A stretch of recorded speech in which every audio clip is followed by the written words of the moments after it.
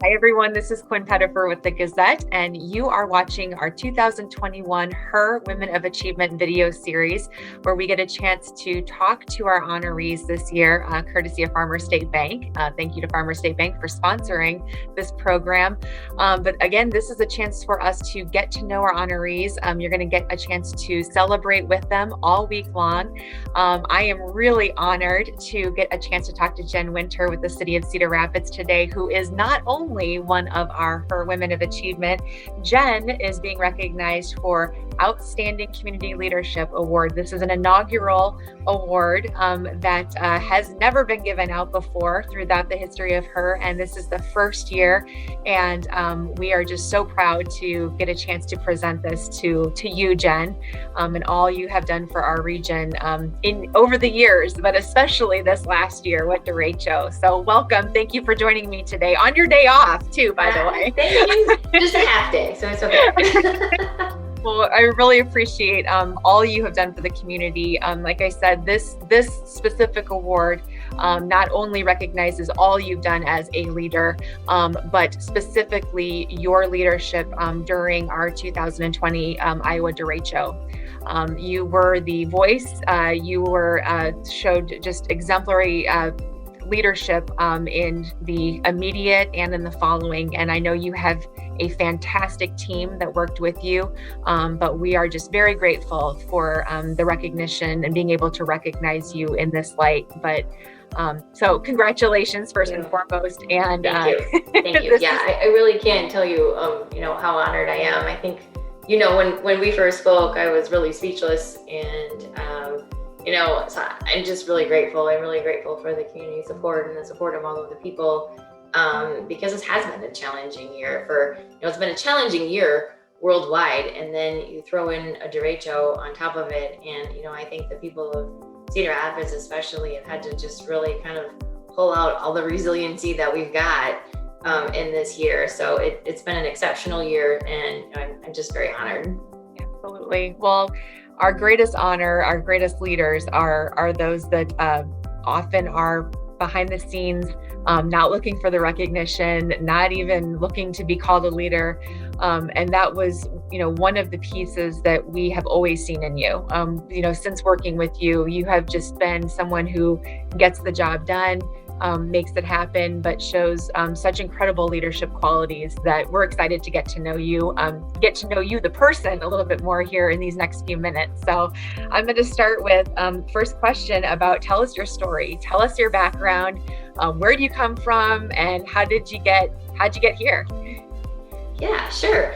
Well, I grew up in Iowa, so I'm from Iowa, not Cedar Rapids, but from Eastern Iowa, from Dyersville, for those who are familiar with it, mostly from the Field of Dreams. Everybody knows where the Field of Dreams country. Yeah. I went to school there, grew up there. A lot of my family is still there.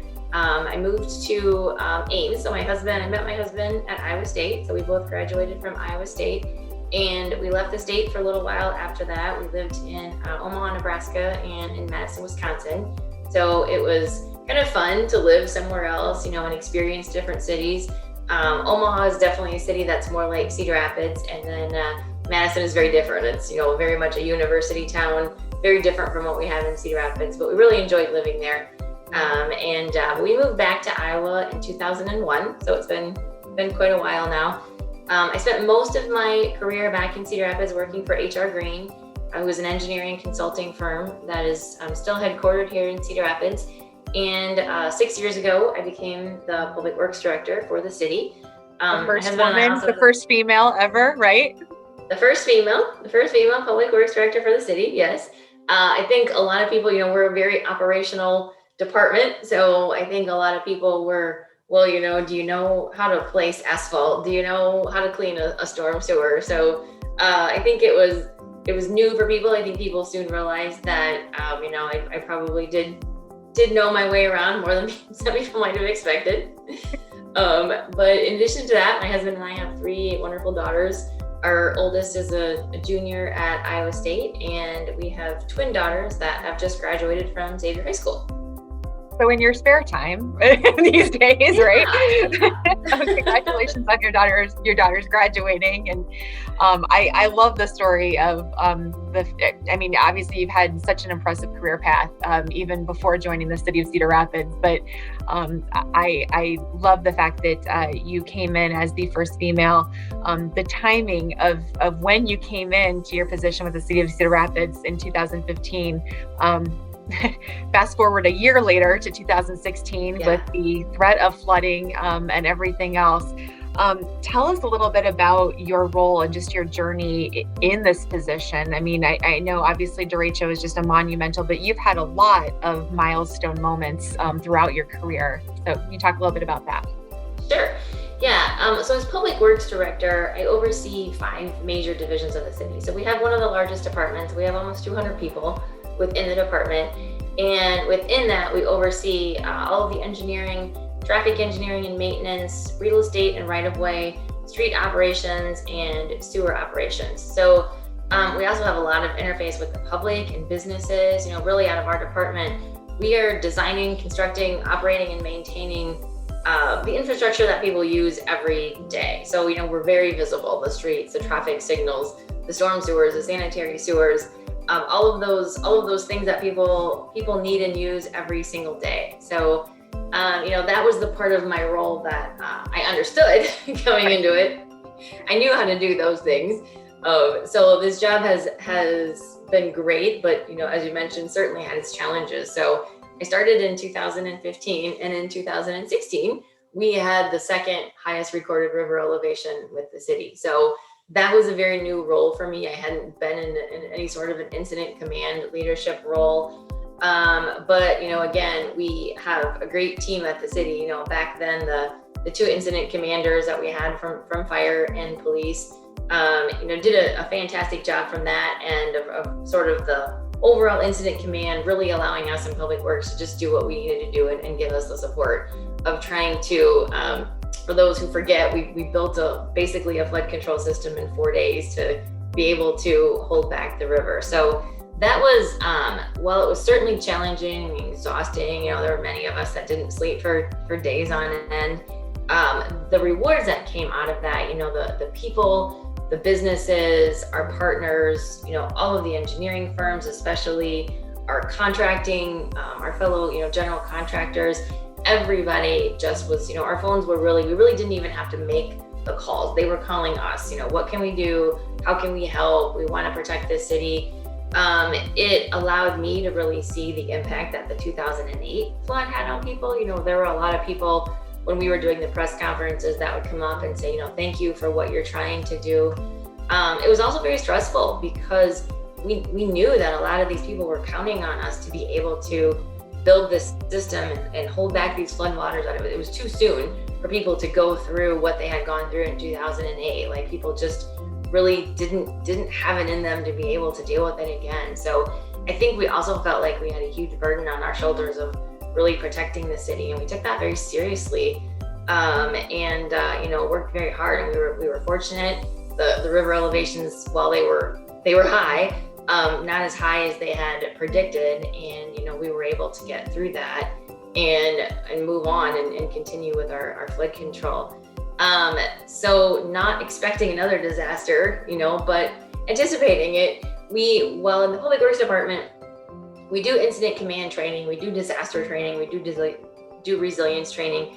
We decided after 2016 that we really needed to up that, and we needed to make sure that, especially anybody who served in any sort of a leadership role, if you were a supervisor, if you were a manager, if you were a leadership in any way, shape, or form, that we needed to have, a system by which everybody knew how to operate in time of disaster.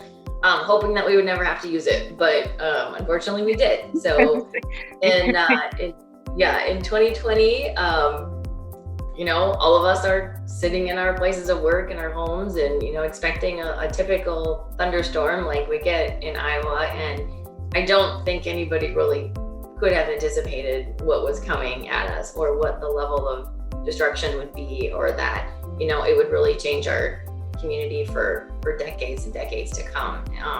And that's the really sad part about it, is that, it's not something that you can really recover from, because you can't just plant a 100-year-old tree back, and you can't put the neighborhoods back the way they were. And that's, the part that we'll continue to try to work on and build from. But while we, had certainly never practiced how to handle a derecho, we had, definitely practiced on how to handle a disaster. So we had a lot of people that were really ready to step in and take off as soon as that hit. So, probably the biggest challenge we had on that first day was we had no communication. So, we have radio communication in addition to cell phones, but our tower went down. So we, couldn't get through on cell phones. We couldn't get through on radio communication.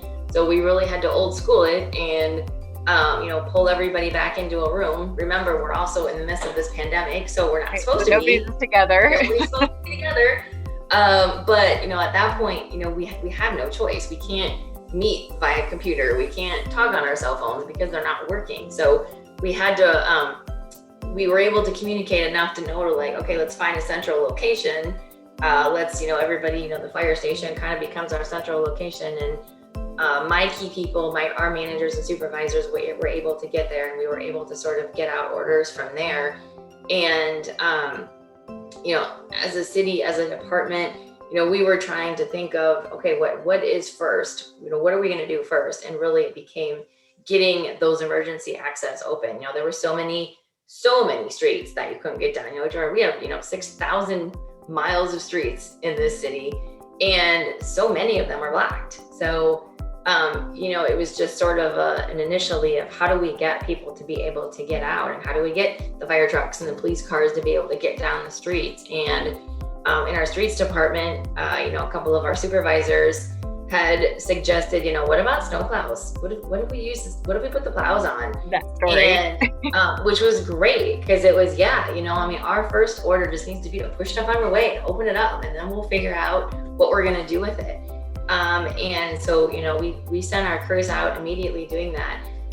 Very similar to 2016, we had a lot of people reaching out to us, how can we help? What can we do?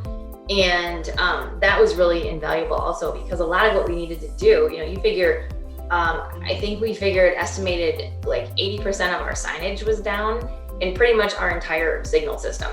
So we had no traffic control. So even once we opened those streets up, well, what are we gonna, so we really cautioned people, you have to be careful. You have to treat everything like you have to stop, and you can't see around the corners because there's trees in the way, and you can't get around all of the streets. And, I really give kudos to the community for understanding that and stepping up. We had very few accidents in those days.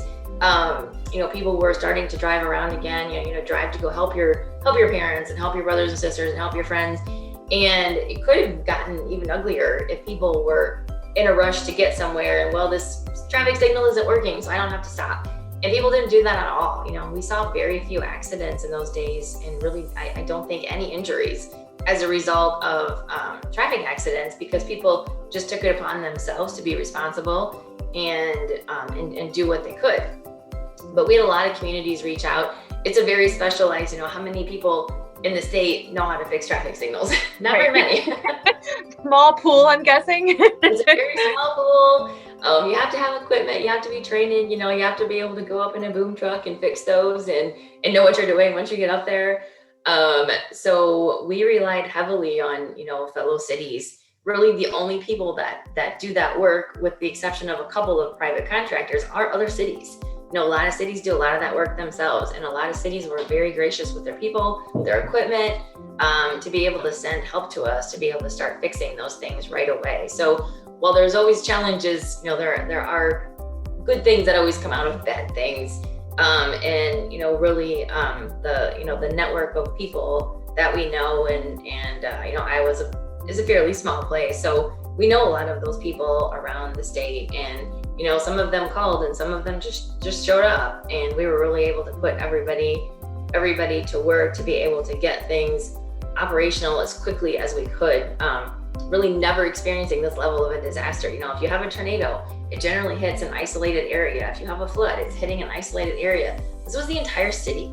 And we, had to start with, the areas are heavily traveled areas of how do we get people, how do we make sure, people are Fortunately, the interstate wasn't really affected, but that was about it. Everything else really was. So it was monumental, and I think it could have been overwhelming, but we had so many people that just kind of knew how to step in and start. Like, let's just start. You got to start somewhere, and I think that really helped us in moving forward as people were out doing things, and then as we developed a better plan, we're able to track things and see where we were at as it evolved throughout the days. Initially, we had so many people that just hit the ground knowing that I know what I can do, and I'm going to go do that. And if somebody tells me to switch it, I'll switch it. But for now, I'm going to go do this. Apply your skill set, apply your gifts. Yeah, absolutely. And that was so critical because we didn't have means of mass communicating with people. It took us days to get our radios back up. And in a time like that, we couldn't sit and not do anything for days. We sat and did nothing for maybe minutes. And then we looked around and said, okay, well, this is going to be a challenge. Here we go. So speaking of applying your gifts, I mean, one of your obvious gifts is leadership and organization and figuring out strategy. What were some of the biggest challenges? Well, it is just comical to ask you this question in terms of what in your current role. Tell us about when you've had a challenge, because you spent the last 10 minutes, like quite a few, right? But given your experience with 2016 and now with Derecho, what are some of the things that you have identified in your role as, this has been a challenge, but I've been able to overcome it? Just in your role specifically. I know as a city, we face some monumental stuff, but go ahead. Yeah. There are so many. I'm sorry. We have to ask the questions to all the other reasons, but I just kind of chuckled when I saw that one. I was like, I think, the challenge for me was really on, it was sort of a different mindset coming into this role a little bit. So I've been very much in a design role, in a client service. I worked for a lot of cities, and it was my job to kind of know what was important to those cities. What do those cities need? How do they run? How can we help them? And then all of a sudden I'm in that operational role. So you have to really change your mindset of, relying on other people. I don't know the details of every piece of operation that we did. So you have to learn to trust people and sit and listen and learn. So, I spent a lot of time when I took this job initially, just really talking to people and listening and learning and trying to figure out, what is working well and where can we do better? So, when I first took this job, we did quite a bit of reorganizing. We moved people around, we changed our divisions around, we put different people in leadership positions to really sort of we jokingly kind of internally refer to it as our modernization of the department. So there were a lot of things that we were doing in the department that were very old school. We were still using a lot of paper.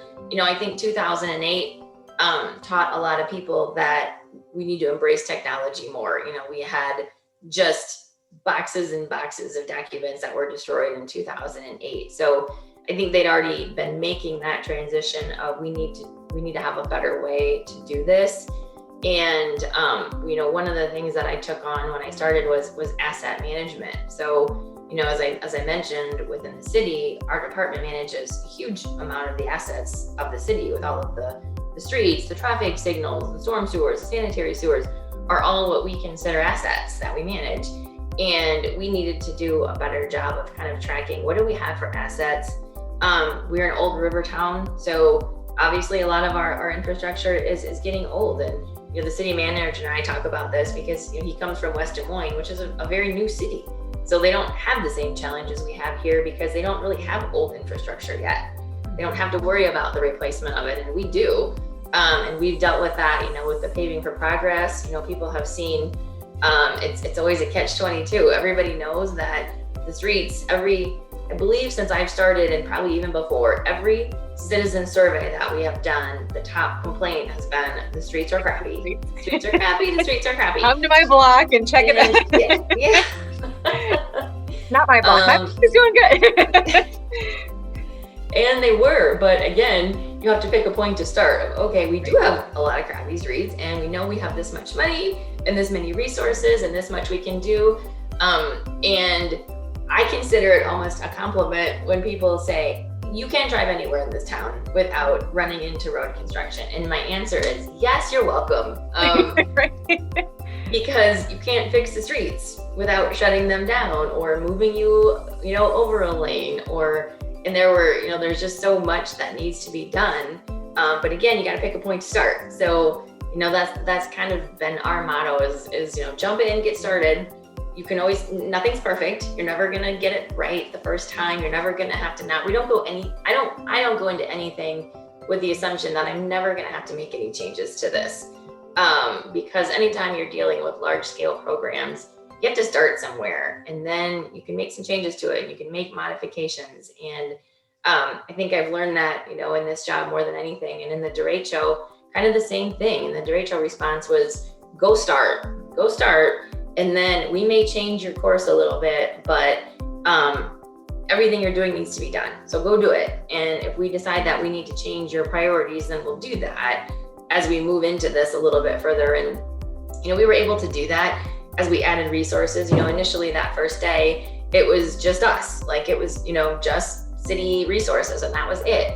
And then in the days to come, we added contractors, and we added other cities, and we added the DOT, and we added the Army Corps. And, as you kept adding these layers of resources, then you had to be able to sort of be adaptable and change and figure out, okay, as we add this next layer, what does that do? So, as we added DOT resources, some of our people who were leading these efforts went to support. The DOT, until the private contractors came in, the DOT had bigger trucks than we had, and they were able to carry more, and they were able to haul more. So our people moved into more of a role of support.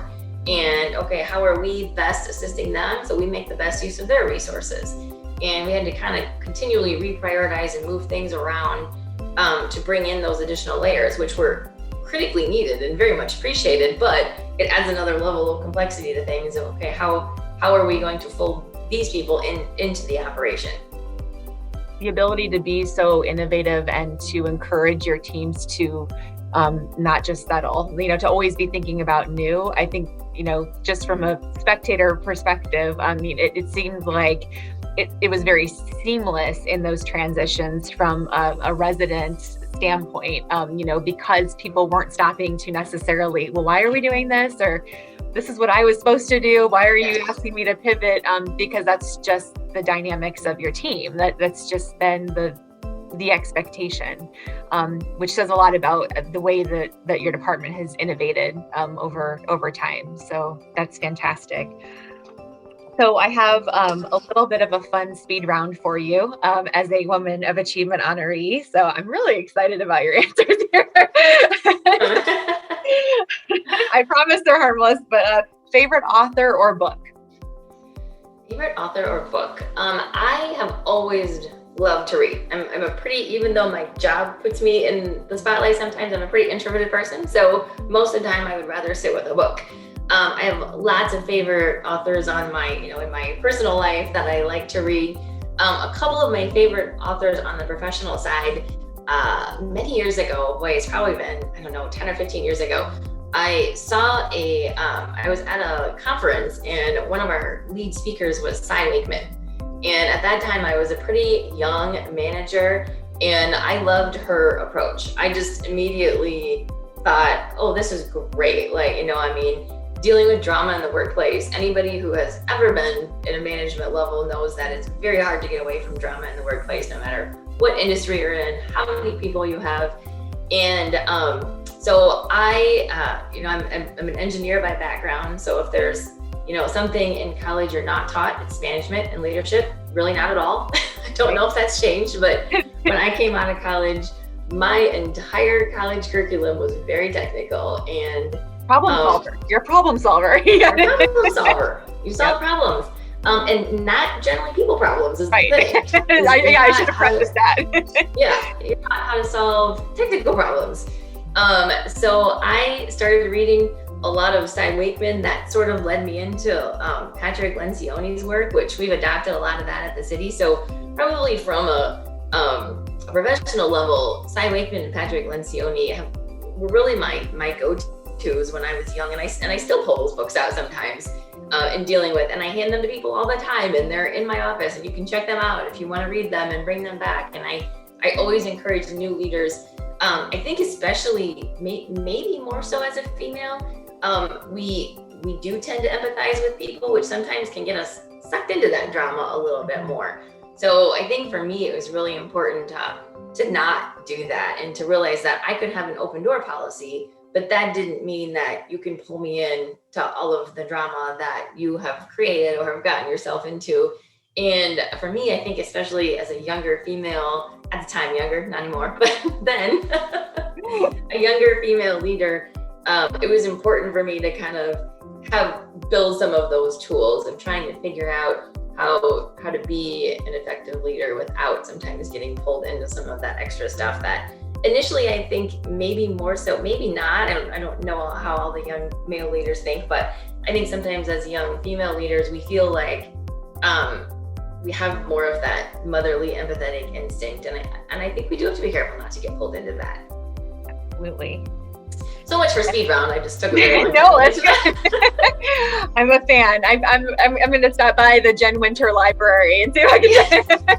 Although I love Cy's work. So, best advice you've ever received? Best advice. I love to get advice. So I'm a person who never really backs away from getting advice. So anybody who wants to give me advice, I'm generally willing to listen to it. So this one is hard.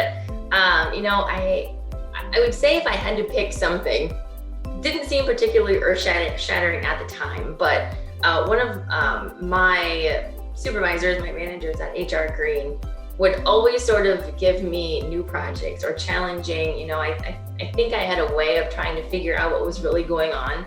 So anytime we had a difficult project, a difficult client, he would always come into my office and tell me he had a new opportunity for me. I quickly learned to realize that, okay, this is going to be hard and this is going to be a challenge. But as much as I knew that, I still think that advice of taking that on as an opportunity and not a challenge sort of did change my mindset. So I think even that small phrase helped me in what I dealt with in the disasters of the city of, okay, these are opportunities, and here we go. You can show the skills you've learned. You can take this on, because at the end, we still have to do it. So whether you're dreading it and seeing it as a challenge or just taking it on as an opportunity, in the end, you still have to do it. So you might as well take it on as an opportunity and figure out how you can tackle it and how you can learn from it and what we can do to get through it. So like I said, at the time, I don't know that I thought that this was some earth-shattering thing, but I think as many times as he told me that, as much as it became our joke of everything we did was our new opportunities, it did sort of change the way I looked at things.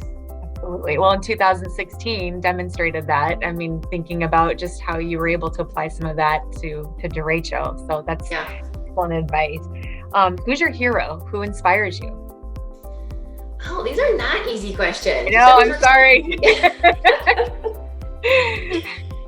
I would say one of my heroes, and I don't want to get into politics, but I've had so many heroes that I would say that are both female and male, but really the women who have taken on those challenging roles that have blazed those trails ahead of us and fought to become those first CEOs and those executives, but if I had to pick a person that I always sort of really admired, as much as this may be cliche, I would say Michelle Obama, because I think when she moved into the White House, I mentioned I'm an introverted person. Running for politics has never been my thing. I've never aspired to be in the White House.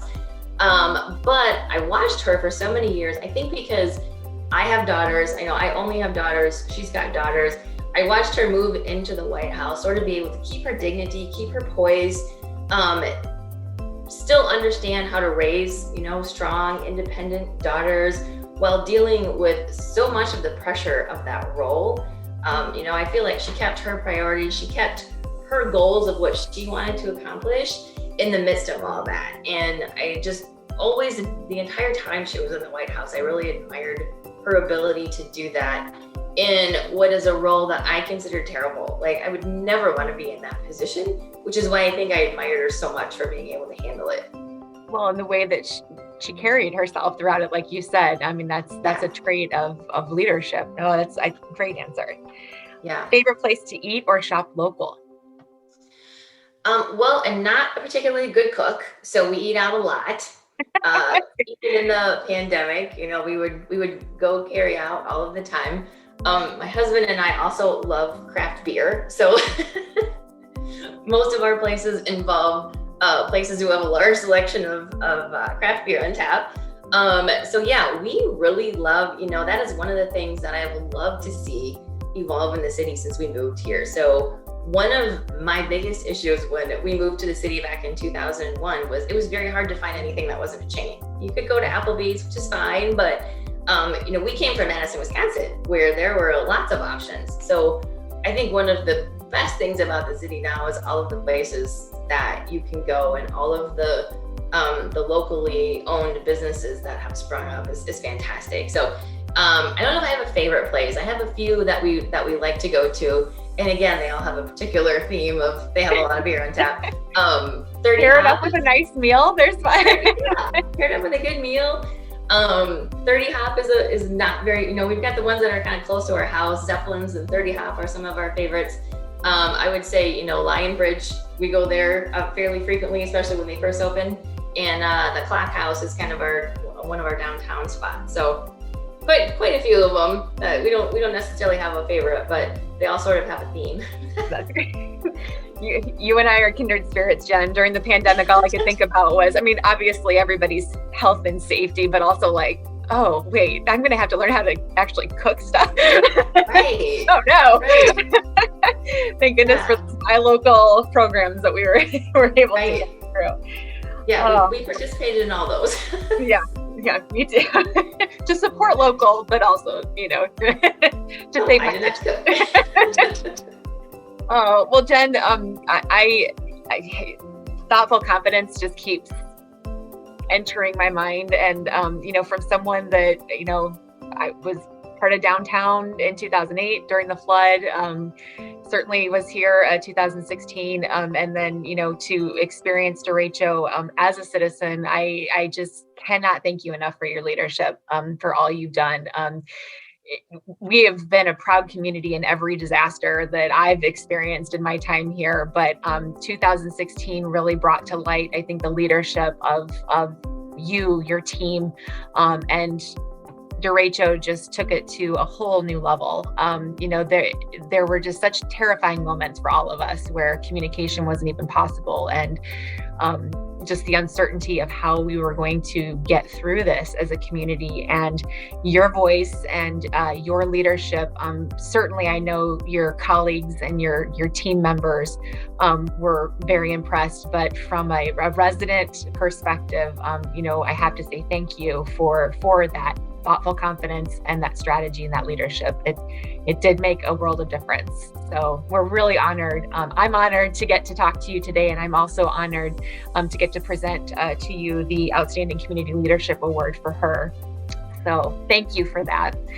I'm really excited now. If you want to say a couple words about receiving the award, the floor is yours.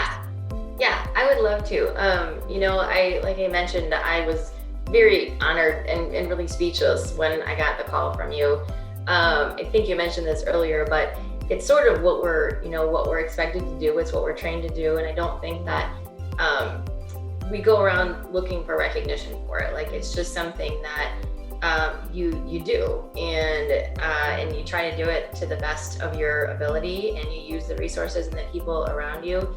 I'm really lucky to be surrounded by very talented people, creative people, problem-solving people, who take, the welfare of this community very seriously. I'd like to, just mention a couple of people who have helped me along the way in this. And while I've had wonderful female role models, being in the engineering world, you tend to have, some more male role models.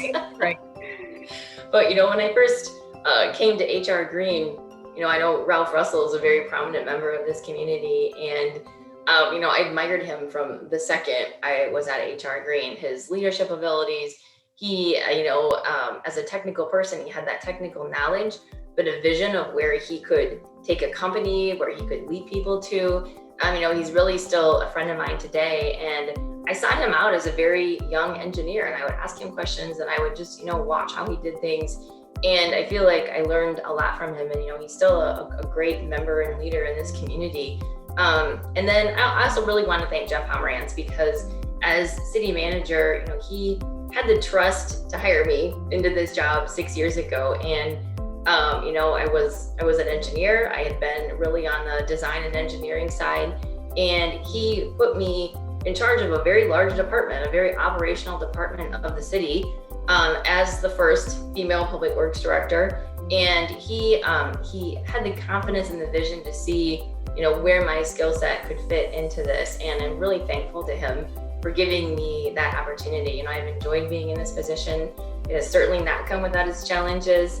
But I'm really thankful to him for giving me the opportunity and having the confidence in me, and really trusting me and supporting me in these years to be able to run this department and do what I can for the city. So I'm also very grateful to him. And like I said, I just want to say again, I'm very grateful and thankful to the members of the committee for even considering me, much less selecting me for this award. I was extremely shocked, still kind of am. But I also want people to know that I'm very grateful that I have been chosen. That's awesome. Well,